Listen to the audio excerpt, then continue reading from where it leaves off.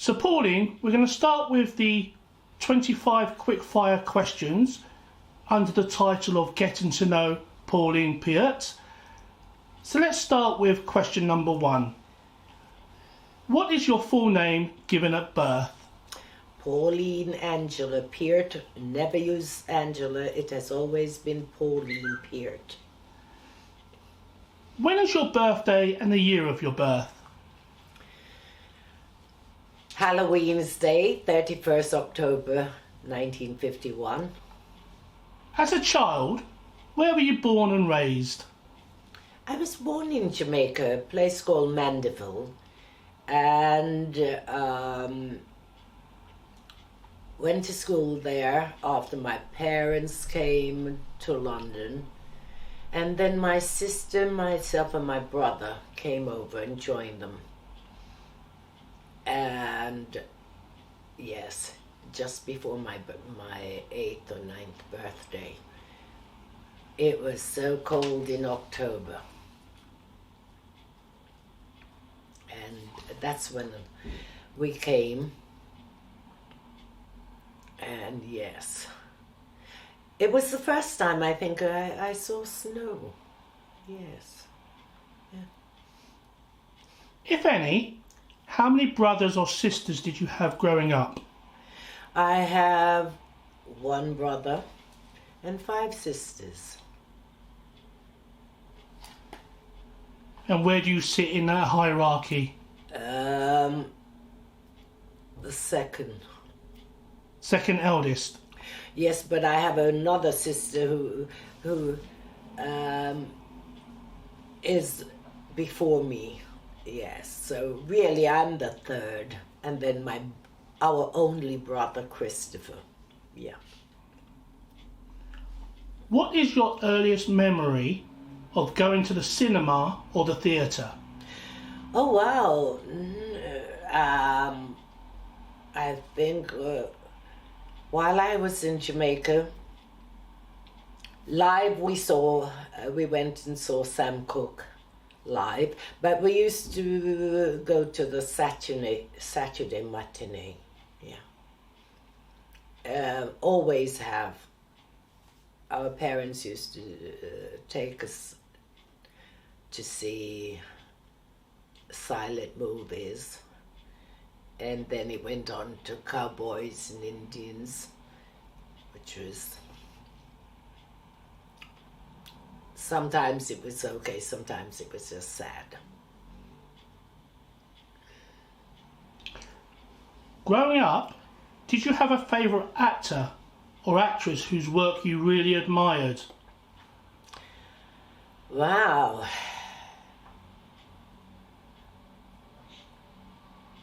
I don't really as such. I loved Marlene Dietrich because she was different. I loved Elizabeth Taylor at the time. I was fascinated by various actors, actually, various artists, singers, the Wailers. Relative is in there, Jackie Edwards, Dandy. They were artists, and so yes, and I joined them on stage. I used to do their dancing and stuff like that at an early age. And as we grew up, we were able to see a lot of them. So not really as such.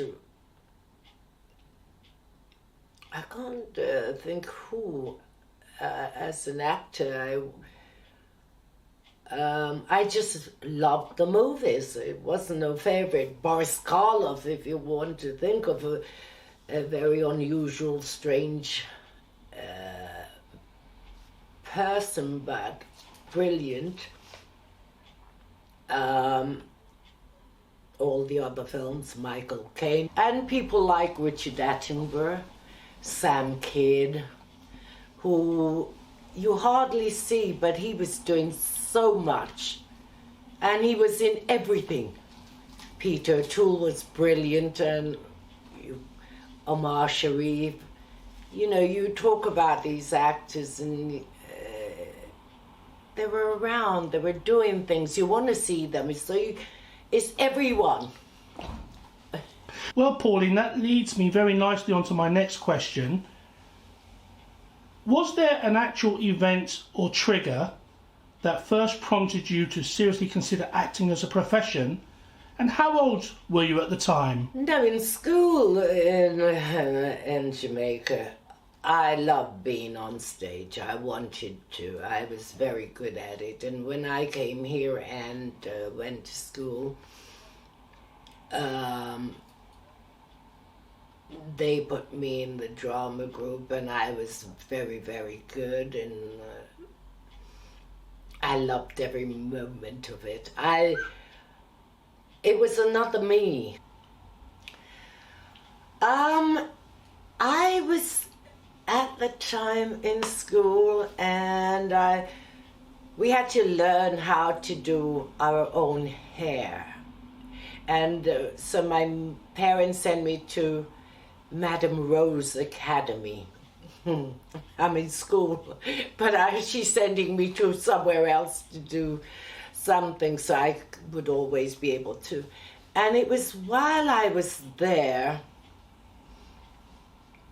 and joining, I must have been 17, 18, joining singers like Jackie Edwards, Dandy Livingstone, Count Prince Miller, you name them. They were in the area in Halston, Wembley, Kingsbury.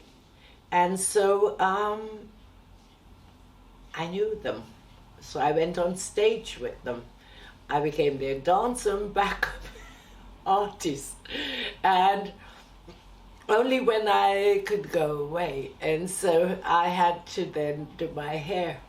My parents weren't very happy about that. They said, no, no, no. But in the end, and doing the hair, I was at the Commonwealth Institute, and I had to introduce all the artists. And I was coming up to Carnival, and I think it was the first Carnival, and I introduced the singer. And from then on, I knew that, yes, I had to. I loved it. I was great at it. I could make a damn fool of myself. And so, yes, I loved every minute of it. Yeah. Did you ever attend a stage school or audition, study, or formally train to be an actor anywhere? Maybe a dancer, potentially, for yourself? No, I did go to Mandeville, and I was accepted. I was about to start RADA, and then I got a play in... I got a play, and I did that instead, and I never got there, and I met Denham Elliott at the time. And he said, never mind, dear, I've never done anything. And I said, well, you have. And yes, he became really a good friend, and he knew my husband very well too, so yes. And I got private tutors because my manager, who said, well, you can't be here, there, and go to school, so decide. So I said, right, I'll just get a tutor. So I was going to school, doing hair and dressing, cosmetology, so I could do my own makeup and that.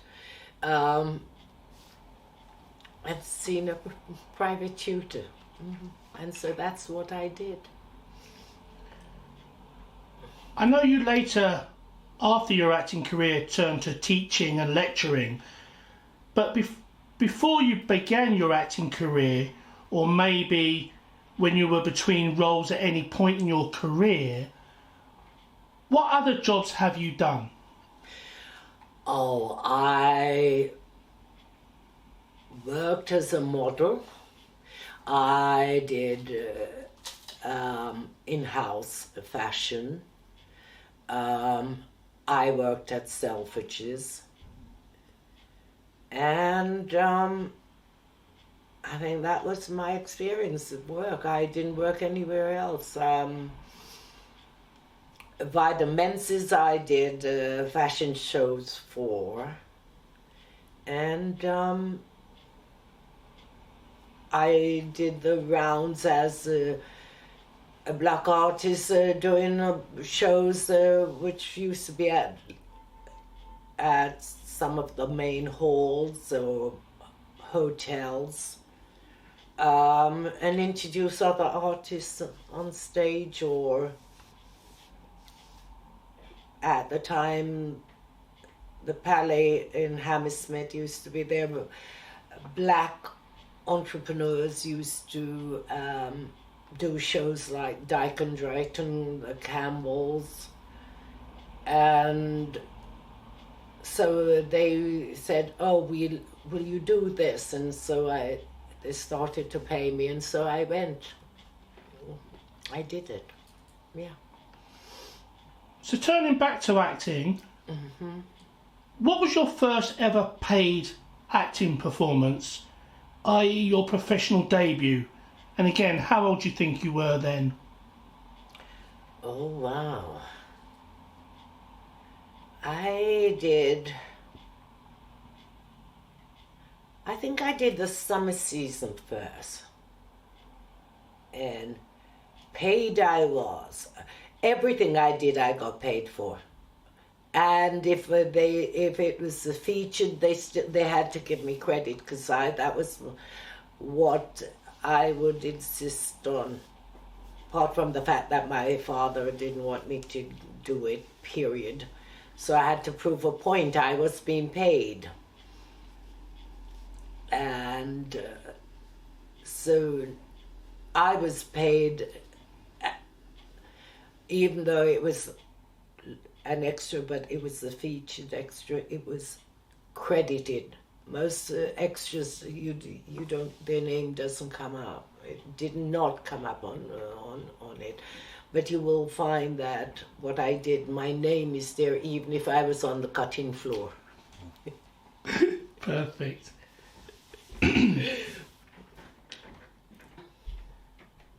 Can you remember how old you were or what production you were working on when someone first asked you for your autograph? Oh, I was in Yarmouth with Jack Douglas. Apart from the fact that all the people in that area walked out because we were what they call naked, because our bellies were shown. And Lucille Gay was showing legs, and Irene was showing legs, and otherwise it's all bellies. So we were a disgrace, and they stormed out of the theatre. And oh yes, that was great. And I think at the time John Inman said, "Aren't you ashamed of yourself?" I said, "I'm not the only one, but I'm not naked. I'm covered up. If I was on the beach, my belly would be shown, or my legs would be shown. So what is there to say that we were naked?" But that happened too. Talking about your autograph, you have a very stylish, artistic signature. Did you put much thought into constructing such lavish P's and... No, I did some hieroglyphic, and I love writing, and we were taught at the time to write on no lines, but it had to look as if you were on a line writing. So I think that's where that came from. And my father wrote like that, my uncle at the time, who was High Commissioner here, wrote like that. And so yes, I don't know. People say stylish, but I was told never to just draw. And so, never thought about that. So if you think about the signatures that you sign at conventions today, compared to the signatures you signed at Great Yarmouth, are they similar, or has it changed over time? No, it's the same. Even if I write now, it'll be the same. And sometimes when my friends say, I need you to write a card for me, they come, and I would write it, and then they would sign it. They go, see, it's not the same.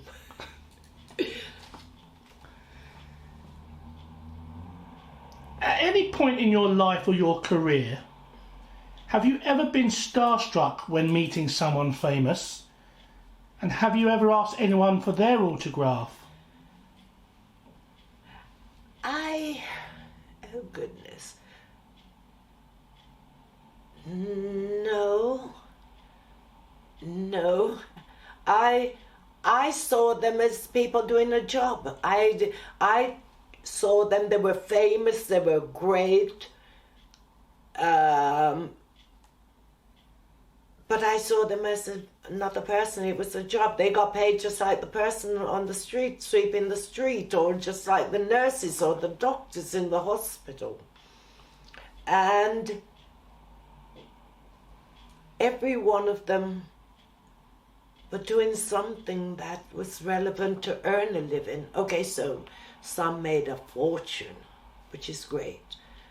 Taylor and Burton did. Lots of the early ones did not make a lot of money. Lots of the carry-on actors did not make a lot of money, but they were stars. I was never in awe of anyone, maybe because it was like being a tomboy or there were all the boys around. And so they didn't made me feel like I was any different. So it was like, go pick that up, clean that up, come on. But when I went on stage, I became the girl dancing, or I became the person who was hosting the show. So I would then be dressed. And I knew other artists, so I didn't think that way, or my mentality about people were not that way. So I don't know. I always say I would like to meet, or it would be nice to meet, and then I meet them. I always thought Sean and Conway and Peter O'Toole and Denham were like people out there. But then they were working with my husband later on, and so I met them, and that was that, and I still thought they were fantastic, and that's it. No. Great. Ava Gardner, I admired. Charles Gray, I admired, maybe because between Freddie Jones and Charles Gray, they used to send me up. I was fortunate to do a television, Galton and Simpson Playhouse with them, which was a pilot. They did 6 episodes of various shows that were supposed to go into a series, turn into series, but nothing happened. Only the the one episode. And that was fun. And he used to tease me. Talking of autographs, my next question is around memorabilia. So, Pauline, throughout your career, were you ever one for collecting any memorabilia? And what, if anything, do you have in your possession today? No, I did not. I was busy thinking of the next job, and I didn't think it was... It is important. I have photographs of people. That was more important to me. I really don't. I mean, we were all working together, and what I have is a photograph of us. But I didn't go around collecting signatures and things like that. No, I'd rather speak to the person. Great. To perform, what would you choose? Theatre, television, or cinema? And what reason would you give for your answer? Wow.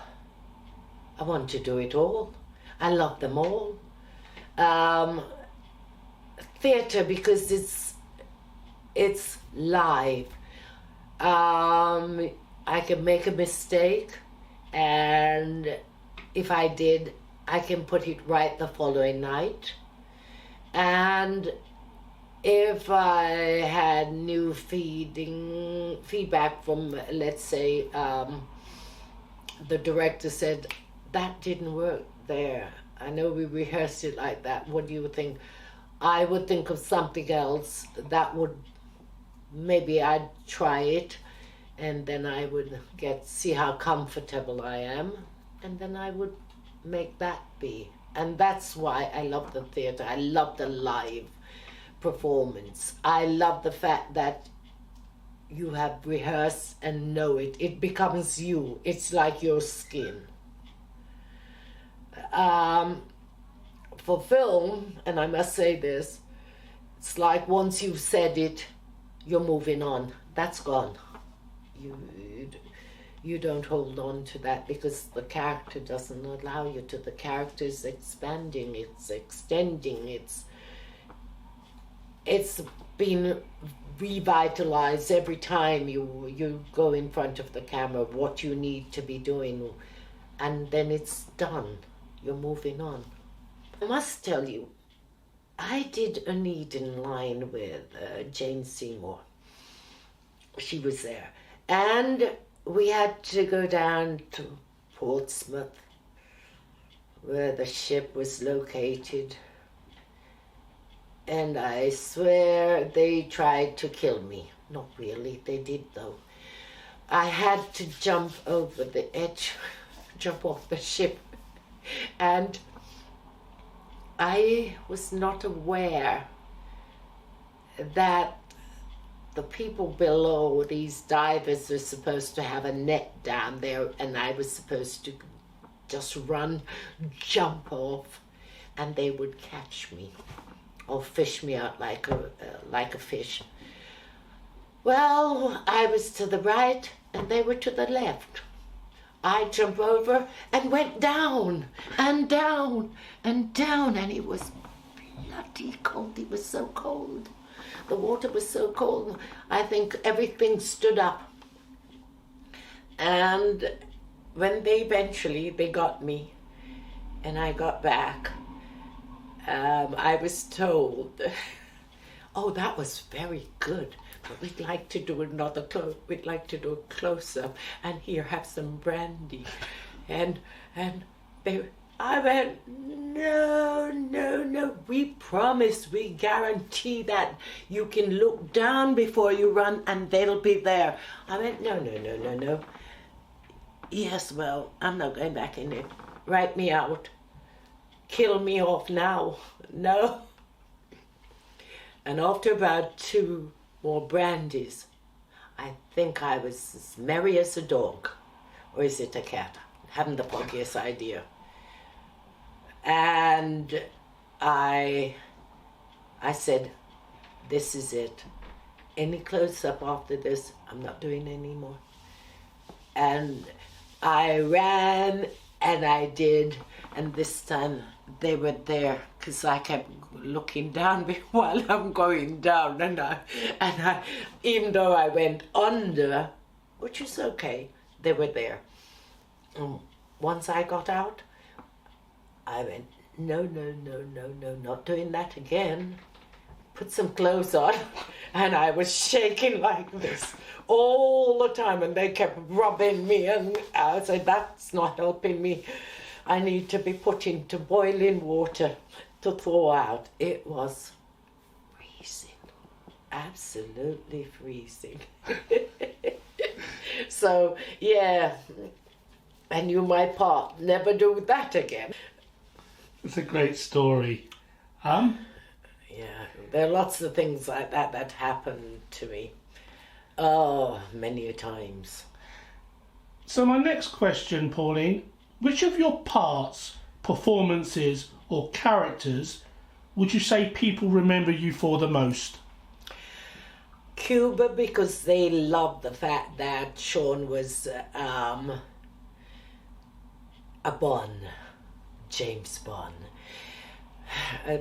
More so, but now and quite recently, the fact that every Hammer magazine that comes out, me in the dungeon is the last picture in the book, has made it one of the strongest picture. And yes, so it has. The book has hundreds of people, but that last page is me. And it's funny that it's the last page. It became the last Hammer picture. And when they do the carry-on, it's the last carry-on. And quite recently, Richard Kleinstein from Little Shop of Horrors, I did a spread for him when I went to the Chiller convention. He was just doing it, and he said, I see you're out. I need to interview you. I need to do this. I'm going to do 4 or 5 pages of you. I said, no, don't. I haven't done anything compared to all these other people. And last week, he said, I'm going to do my last magazine and you're going to be in it as the last magazine, the last. So I said, that's just brilliant. I do not believe it. He says, well, the best. Well, hopefully you're not my last interview, Pauline, but let's see about that. See if you can keep up your tradition. Well, I am going to do Dean Meadows' Rise of the Vampire in May. And then I'm going to do the Hoy's family, husband, of Frankenstein. Whether it be for what you did on stage or screen, can you name any of your own individual performance or performances that you are personally the most proudest of? I loved, and I must say, I love Birds of Paradise with working with Moira and Robert Coote. Robert taught me a lot. He said there was an actor, and he was supposed to be downstage, but he would always go out upstage, so I would have to turn. And so my back was to the audience, and this happened twice, and Coote said to me, if you do that again, every time I will do something to you on stage. And I had to lie on a sofa, and I had done it without realizing, and he put his finger in his mouth and then stuck it down my navel. And he said, from now on, you won't know what is going to happen to you. And that, the part was great, but that, the unexpected, was not something I liked. So I learned very fast not to do that. And there are other things he taught me, and I love that too. And I think also Cuba, for the fact that I was working with some fantastic people. And Jack Weston, oh wow, his timing was superb. He was excellent. And he used to say to me, blink once and then look. And you then know you're whole. You've got it. And so, yes, he says, let your eyes say everything. Even when you're about to say the lines, let your eyes. And yes, he would do that. And as I said, my scenes were with him.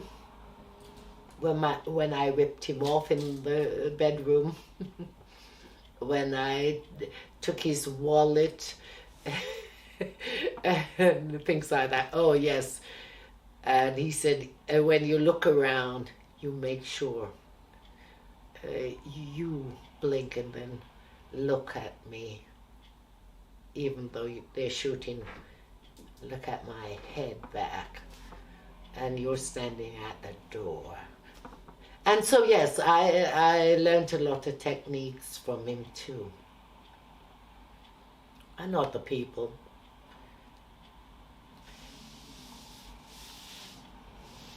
I found Dracula, satanic rites of Dracula, although my scenes were not with Peter Cushing or Christopher Lee, I had scenes again with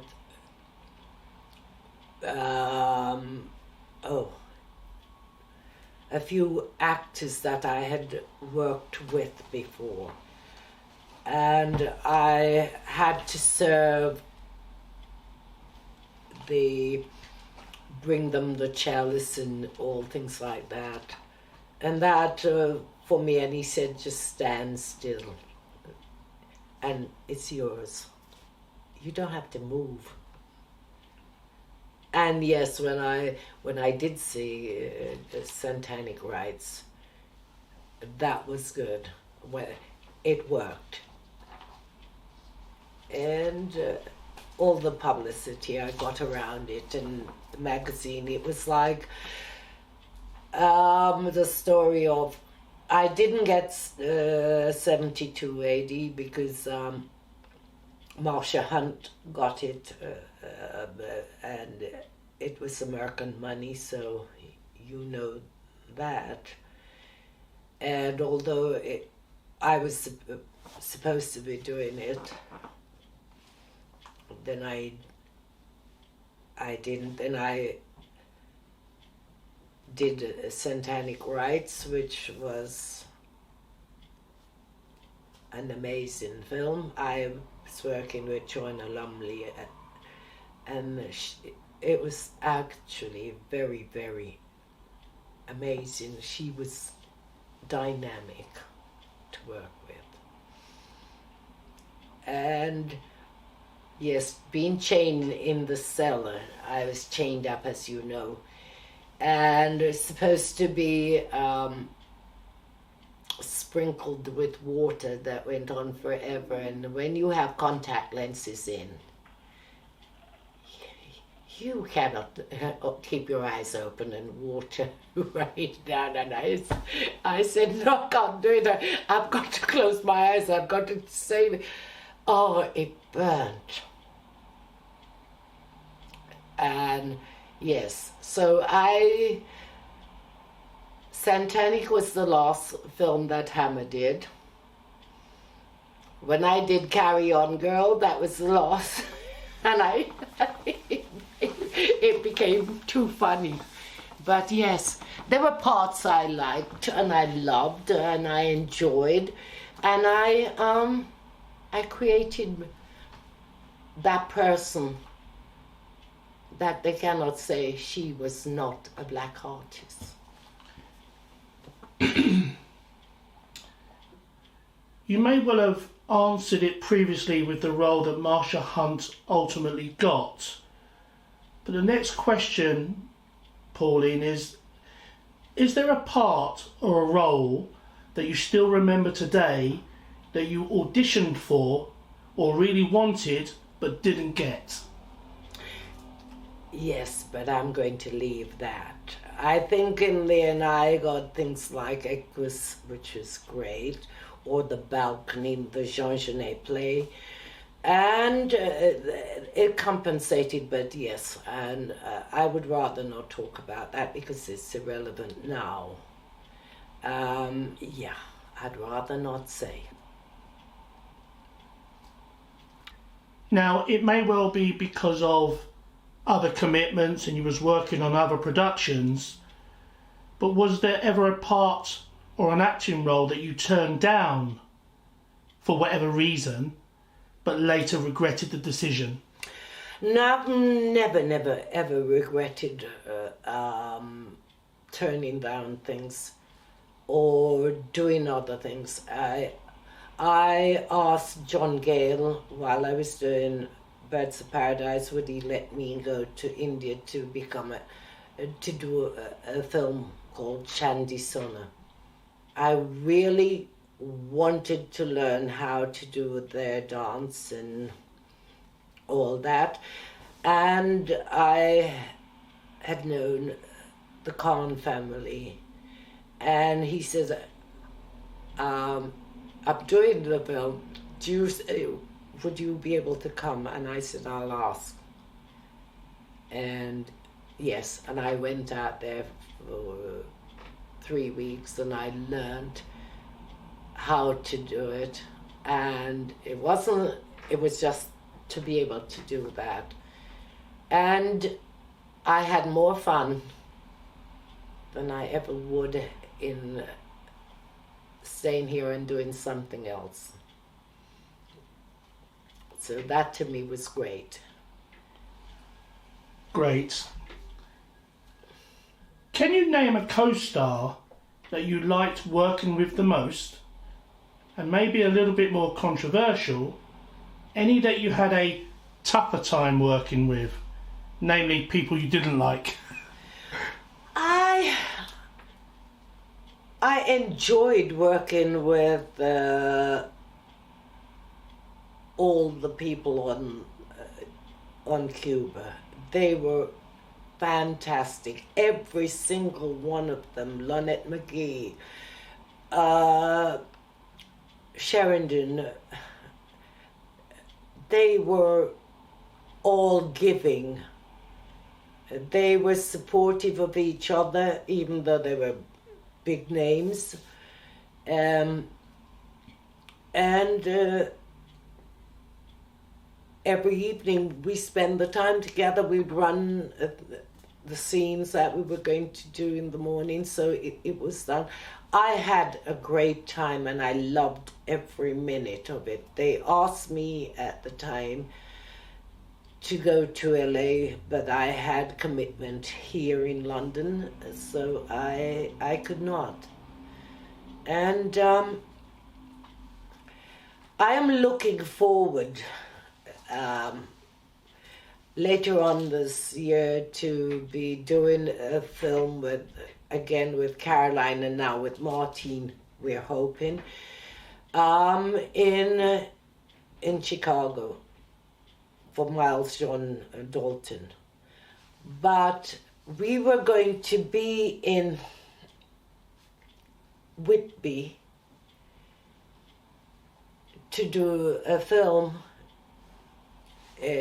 but then someone became ill and Veronica Carlson was going to be in it, and so we didn't.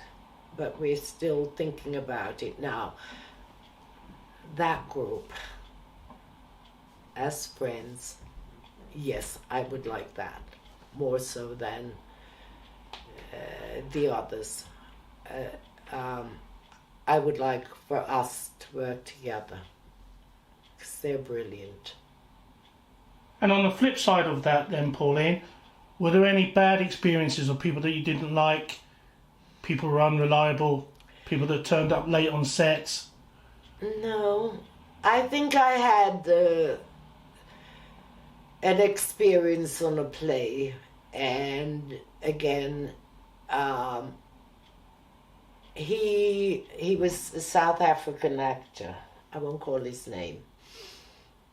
And I was the outsider, and he thought he made the mistake of speaking to me in a derogatory type manner. And I told him, I was born to support my family, carry their suitcase, but don't you ever think I call me to carry yours. Get it yourself. You're a man, or are you a boy? And that was it. That was the only awful moment I had working with someone, and it was during that awful period.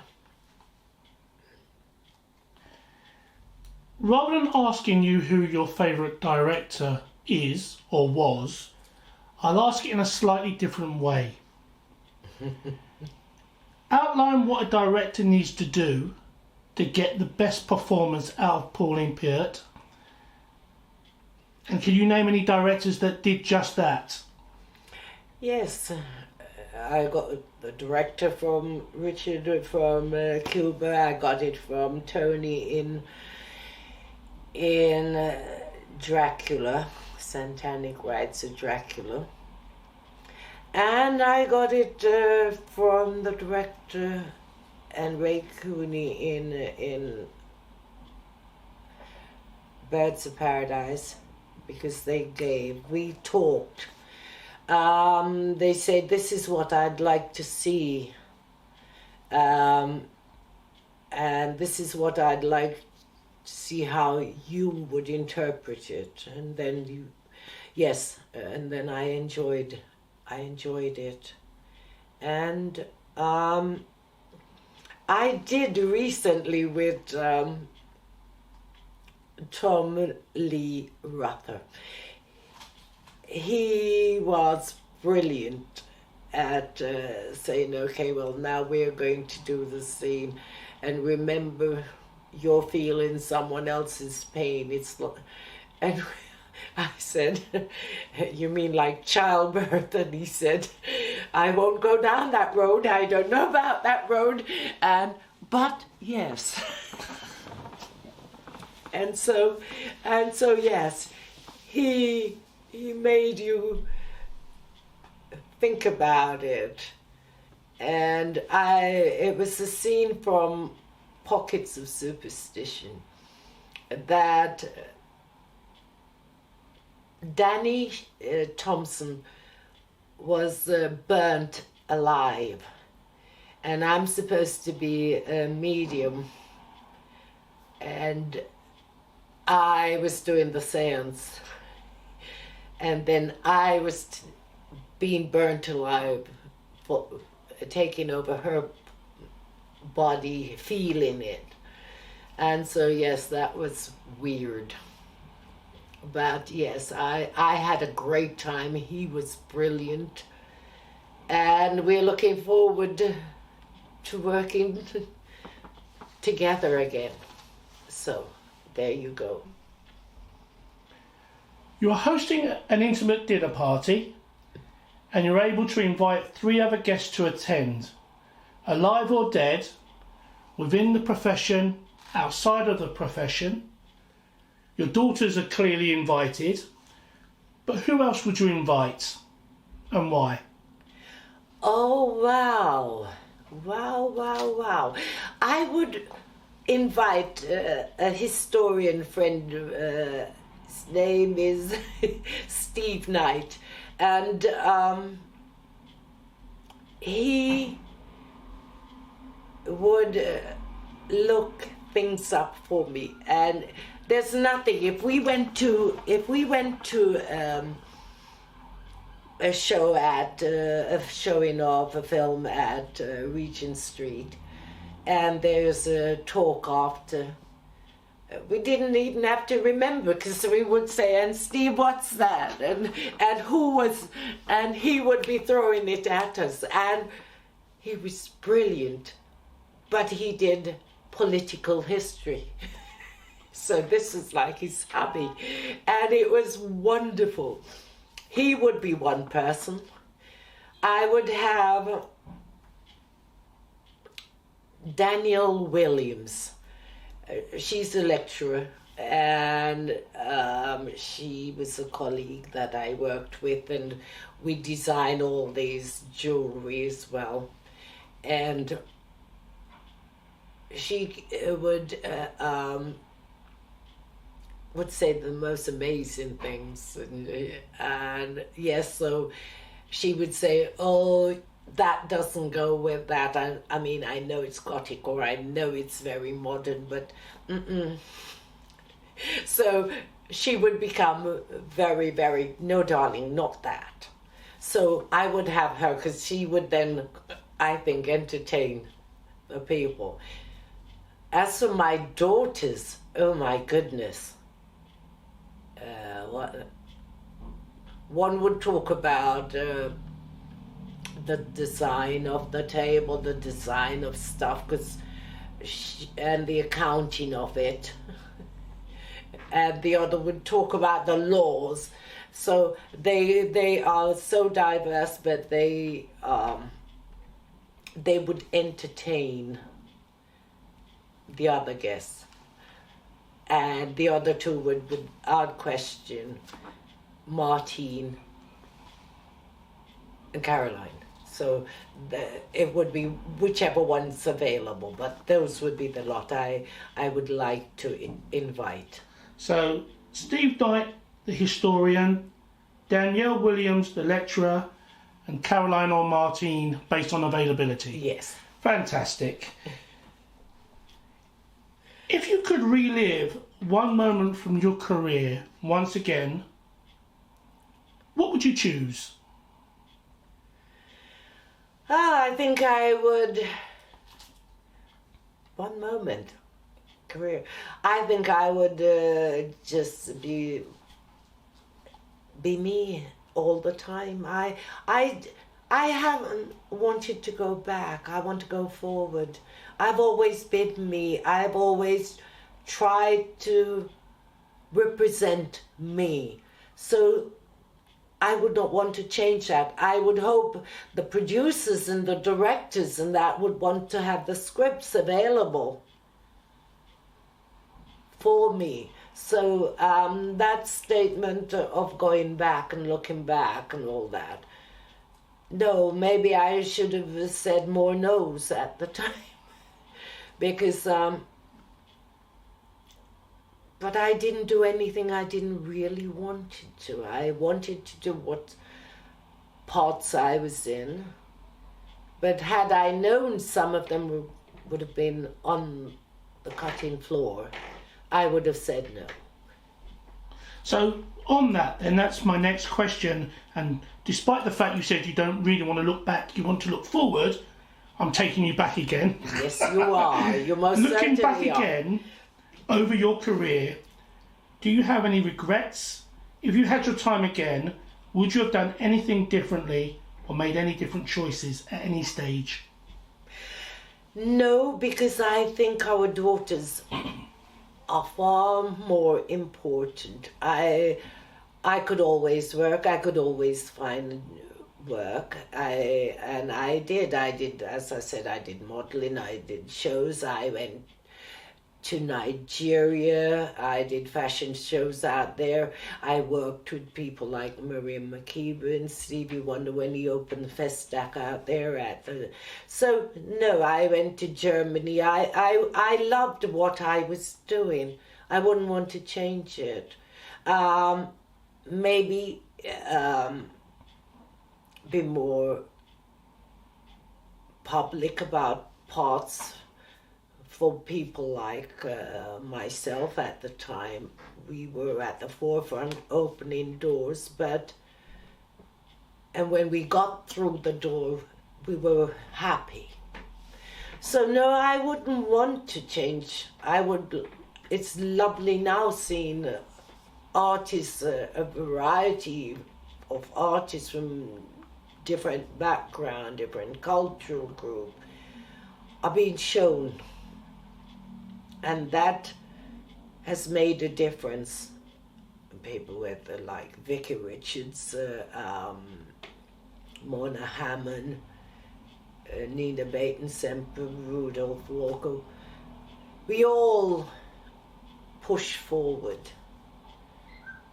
Martine, she did too. And so, no, I wouldn't really want to go back. I'd like to see parts now that represent us as we were, because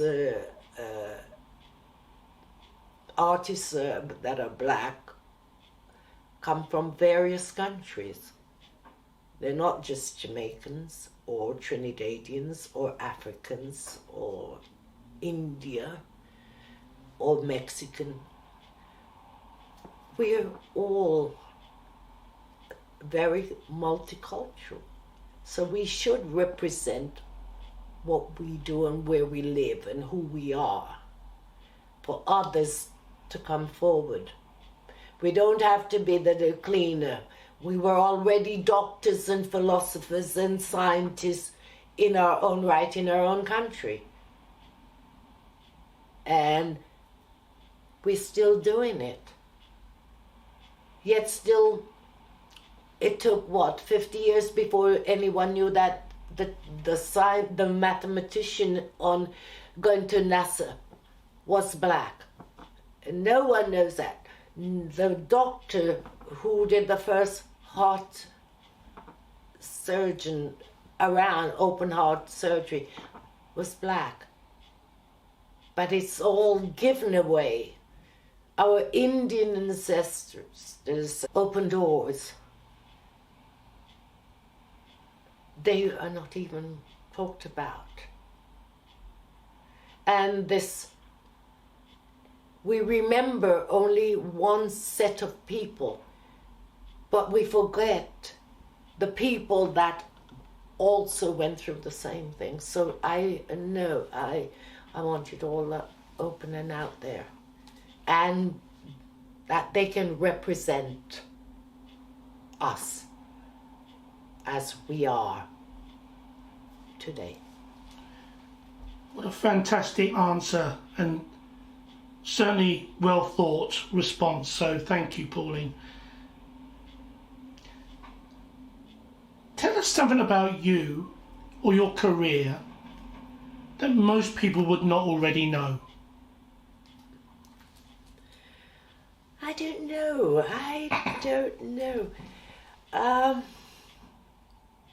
I don't say a lot. I try not to do all this. I got conned into a few of them, and they really cause a concern.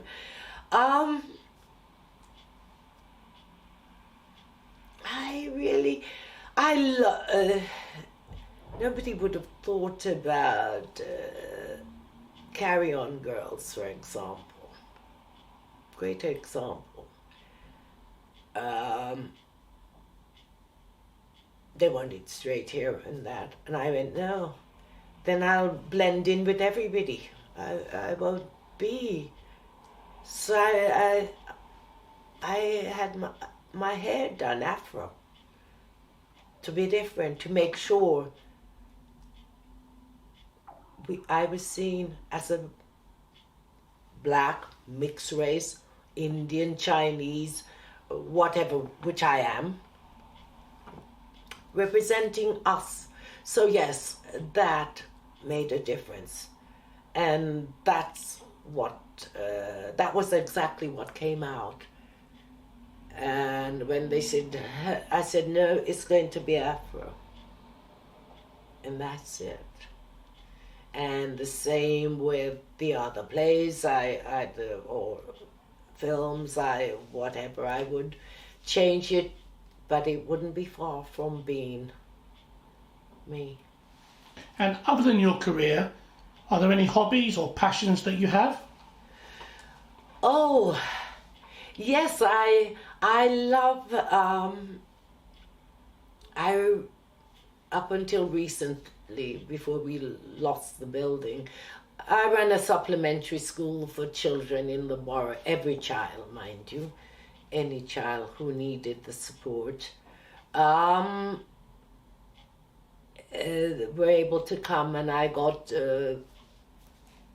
professors, I got teachers, I got magistrates, I got shopkeepers, anyone that I could get to come in and help and run the school for Hammersmith and Fulham. Yes, we did that, and for a long time, and it opened doors for a lot of young people, lots of children, and end up people that would say, oh, you're not going to do, so you should give it up, and that, well, they didn't.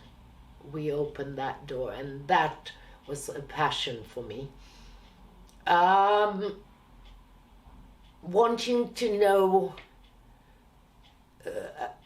about the elderly in the area, we did a survey. Daniel Williams and I did a survey to find out, so we could join Hammersmith in doing a phone call to the elderly or disabled, homebound, so that they had an ear at the other end. And so they were called once a day, every day.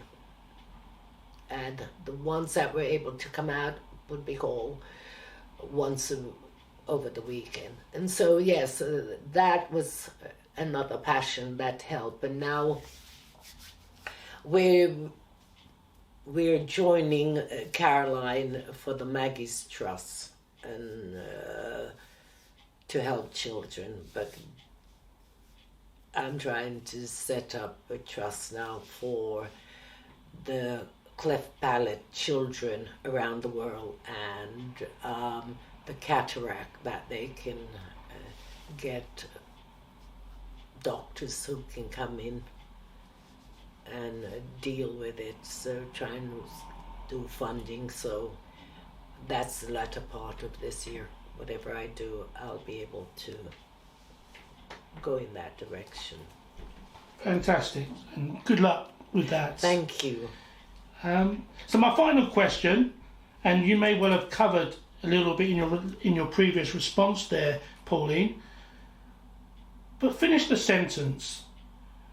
Whatever happened to the actress Pauline Peart? Well, I am back, and I have two fantastic young ladies that I love, and they are brilliant. And whatever happened, it's a new beginning, a new day, a new dawn, and I'm feeling good. And move on up. Open doors. New horizon. Thank you. Thank you.